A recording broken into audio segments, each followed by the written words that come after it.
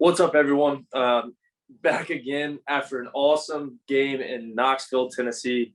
Our guys really showed up and played football. And just like I talked about last week, letting our athletes be athletes, my X's are better than your O's.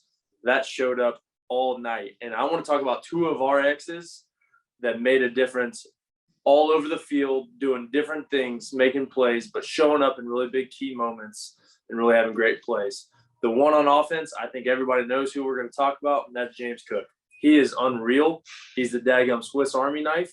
He is our best all-around football player on offense, I believe, and he showed it in this game in the multiple ways that he affected our game. Now, I'll also want to give credit to Coach Monken for putting him in a whole bunch of different situations. We're going to talk through each one of those plays slightly, but the first play that I really want to talk about was how we used him in the pass game. Of course, so that touchdown right before half, just kind of talk through the schematics of it, and then we'll kind of go through those other plays nice and quick. And I just want you to just pay attention on the different ways that Coach Monken puts him in situations that he really is able to show his skill set and do exactly what he needs to do on the field. So first play we're talking about is right before half. All right, right before half, we're in a situation to where if we score, we kind of separate a little bit. We create a little separation. We go up 2 scores. And gives us a little breathing room going into halftime. There's 41 seconds left. All right, we get to about right outside the red zone, and we get into this set. Okay, this is how Tennessee has been playing us all night. Okay, basically one high. All right, they're playing one rat. They're playing man. They're bringing pressure. Whatever it is, they're basically playing man-to-man across the board.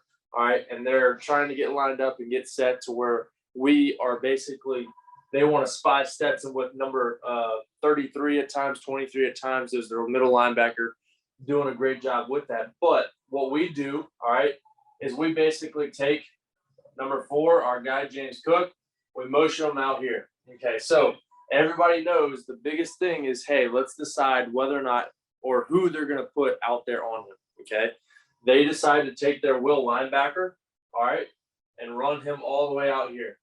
Okay. Now, I want to talk about the schematics of the play just a little bit, all right? Because if that linebacker was to stay here and they bump out, of course, we're not going to take that one-on-one. If the corner was to bump out, they bump the Sam. They go to more of a one-high zone look in that situation, okay? If they go to a one-high zone, let's just draw up what the play ended up happening, okay? We end up running a go here, basically a one-on-one. It's an alert throw, okay? But in here, we've got a little whip by a receiver. We got a dig by Bowers at tight end. All right, we got a speed out into the boundary and a dig right here. Okay, so what we're doing is if this guy was to bounce out and get wide, the Sam would have had to move out a little wider. This Mike would have been here. The Will would have been more in the box. All right, now what we're starting to do is high-low, all right, the 2 curl defenders, all right? So there's going to be one guy. If I was to say who's got a man, again, this guy would have had him. I'd say he's got him. He's got him. He's got him. He's got him. Now, they don't have to be in man, but what that does is gives us a good read key. Right, this right here. This is basically the guy that can make it unfair one way or the other. All right. If he takes this side, of course, I'm going to work this side, and I'm going to high-low this Mike. All right. If he works this side, that's fine. I'm going to work this side. I'm going to high-low this free safety right here, okay? So we've got a good play call, even if they do bump everybody out on Cook and don't give us the mismatch, okay? But what ends up happening, again, all right, is basically the Will ends up running out here with Cook, all right? We still have the man-to-man. They end up bringing a pressure right here. They walked him up trying to get us to commit and then having to trade him off, and then he looped around. So good blitz. Our offensive line did a great job of picking that up, all right? But with this guy out here, what you'll also see is Cook. Our guys are still running the same thing here and getting across there. All right. What you see Cook do is he does a good job of setting this linebacker up, making him pause his feet. All right. As soon as his feet stopped, we knew they were dead. We get up, we side it up right here at Stetson, that quarterback, put it out there, put it on him, pretty ball, pretty play, pretty scheme to get our players in the best situation possible, and then our guys took advantage of it. So great job, great preparation, good job taking advantage of that opportunity. Now, all right, I also want to talk through some of the things that are coming that basically I'm not going to talk through every single play, but I just want you to watch James Cook. The second play I want to talk about was in the second quarter. Okay, now in this play, it's a little bit different. We end up looking to take a shot, but we're going to use James Cook as a decoy. We're actually going to put him basically in the slot or a wing position. All right, we're going to bring him in fast motion, and we're going to act like we're tossing him the ball, and we're going to do play action, and then we're going to basically run a wheel with Kenny McIntosh down the sideline. And when that doesn't open up wide open, who do we hit? But Brock Bowers come across the backside, and we dump it down to him, put it on him. But what we're doing is putting James Cook in a position to where later in the game, in the third quarter, the next play that I want to show you in the third quarter is basically putting James Cook in motion again and then tossing him to speed sweep. All right. He gets around, gets the edge. He gets a great block from Kenny McIntosh on the corner, and he basically takes the ball for another 10 yards. Okay. So that's another way. We fake it to him. Now we're handing it to him. And then the last one I want to talk about is just the final run, putting him at the I back formation. We toss him the ball. We get outside. He allows his blockers to work for him. We do an unreal job in the third and fourth quarter, just really taking control up front out of the O-line. Big shout out to the offensive line. I love watching them play. They set this up for our running backs all game, playing fast, playing aggressive, getting after those linebackers, getting up onto the second level. I love seeing it. I love what I saw from the offense overall. Good job, good game. Looking forward to next week. All right, just like we talked about James Cook on the offense, the X that I want to talk about, the X factor on defense this game, a lot of guys made plays. A lot of guys flew around, all around great effort as a defense. But the guy that stood out to me the most was number 41, Channing Tindall. All right, he did a great job in so many different situations, playing patient and then attacking the ball. All right. The first one I want to talk about is the second drive of the game. So first drive, they did a great job, and we're going to talk about that a little bit. What Tennessee did to affect us was going fast. All right. That first drive, a lot of those plays are scripted. Those guys are lining up and snapping the ball. This play, for instance, it was 2nd and 3. All right. They ran the ball right up there. They snapped that ball at 8 minutes and 50 seconds left in the first quarter. They were already snapping, and the clock kept running. No pause of the clock. They were already snapping the next ball by 8:30 in the first quarter. So that 20 seconds went by. They snapped the ball, ran a play. Everybody got up, got lined up, got set, and snapped the ball again. That is unheard of. That is not normal. That is hard to defend. Not only do you have to get lined up to the way that they're lined up, but then you have to get your play call and be ready for that. 1 as a coach, 2 as a player, being prepared. We did a great job of that all game, especially after this play. This really set the tone for the rest of the game. If they get this, they're going to snap another play in 10, 15, 20, 30 seconds, and they're going to take a shot. You saw it the whole game. When they got that first down, they're going to line up. They're going to try to throw the ball. They're going to take a shot.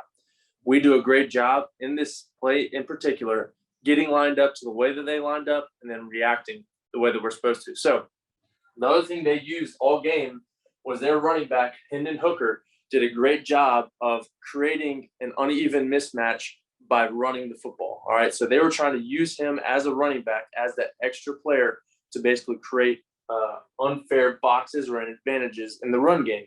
Now, on this third down in particular, again, they snapped this ball in 20 seconds. Okay. They got lined up.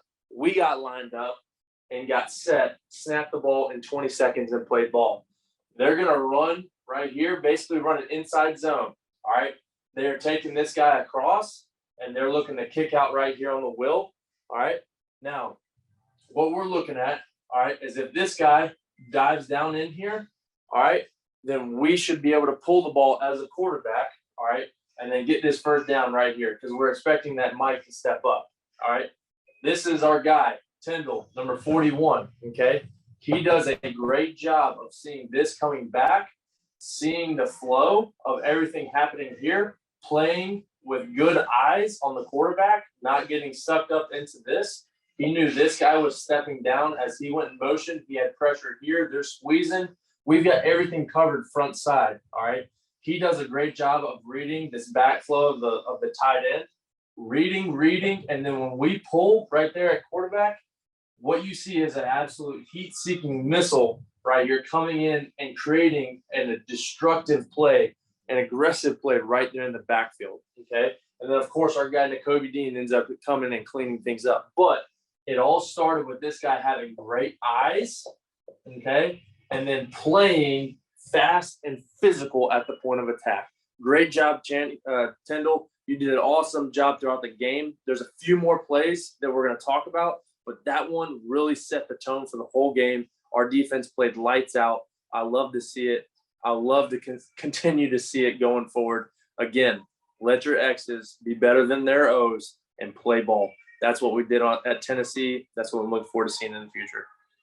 So the second play I want to talk about with Tindall is basically third quarter, 2 minutes left. You see not only a great play by number 4 coming off the edge and providing that initial pressure, but you see him coming and playing with relentless pursuit to the ball. We actually miss the quarterback, miss Hendon Hooker on that first initial hit, and he escapes and starts to take off. If he gets out of there, he might run for 10, 15, 20 yards, who knows? But all you see is Tindall coming from the backside, really playing with a lot of aggression and a lot of passion, just continuing to play all the way through the whistle, chases him down, ends up getting him for a sack. Great play. Big time, needed time for us to step up and make a play. He did it and really set the tone for the rest of that drive. The next play that he had was just a little bit later, was an effort sack, okay? You see Hendon look at read number 1, read number 2, it's not there. He starts to move, and all of a sudden you see number 41 coming out of the backside after coming on just a rush, at like a rush end. He takes on our tackle, and he basically runs down Hendon Hooker from the backside. That's an effort play. That's what this guy is known for. That's what he does over and over and over again. Great job by our secondary, forcing him to hold the ball, but great job playing with relentless pursuit, relentless passion, and getting after it by Tindall on that one. All right. Now, the last one was one of the most kind of crazy, freaky plays that he made all night. All right. They get down. They're in the red zone. They're trying to put on another touchdown. There's about 10 minutes left in the fourth quarter. And what you'll see is, again, we hold the ball, or Tennessee holds the ball just a little bit at quarterback with Hooker. He starts to push outside. And what you'll see in this play is Tindall is basically a spy. He's basically just sitting there reading the eyes of the quarterback. And if he takes off one way or the other, it's his job to go scrape and attack. I want you just to look at the explosiveness and the aggressiveness that as soon as he starts to break the pocket at quarterback, you see Tindall just go downhill, strike the quarterback, play through the back, through his passing arm, ends up forcing a fumble. We get on it and, again, keep them out of the end zone one more time. It was an unreal job by the whole defense. But, again, the plays made by Tindall were not just, hey, one guy versus this guy and coming down. He played with great eyes. He played with aggression. He played with great integrity, gap integrity. He did a great job through the whole game, but he played relentless. I love seeing it. I want to see him continue to do that. I think he's going to be a guy that surprises a lot of people down the road, having a great career for many years to come.